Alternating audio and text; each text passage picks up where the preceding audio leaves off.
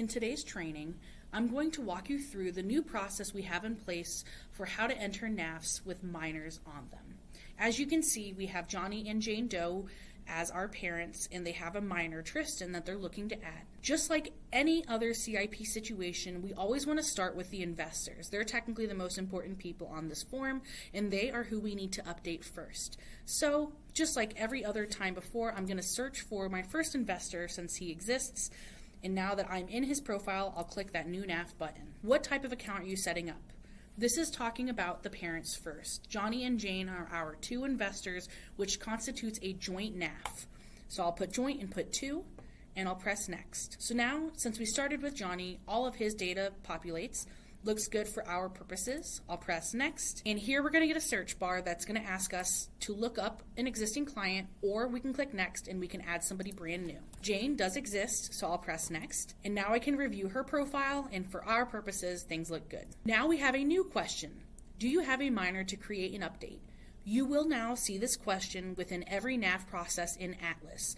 This is to ensure that NAFs for minors are created and that the minor is accounted for. If you don't have a minor to update, all you have to do is press no and press next. But if you do, like we do, we have Tristan to add, we'll click yes and then put 1. Once I press next, we get the next search box, and we can use this search box to either search for that existing minor.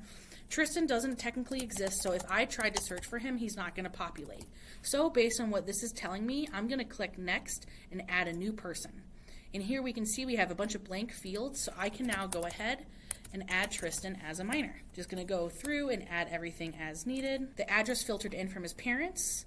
I'll put the mobile number in there just in case, same thing with the email. And then the last thing for minors to make note of is it's always good to put that they are a minor within their occupation. This is all good for the minor. We're going to press next. And now we're going to see all of the financials like we're used to. We'll make sure that's accurate, make sure that their disclosures are good. And just like every time before, we're going to upload our CIP to finish this out. We click done, press next, and finish out our CIP so that we can see this NAF in the system. Once we refresh our page here, the NAF itself will always be found within the parent's profile since the parent is the investors on that form.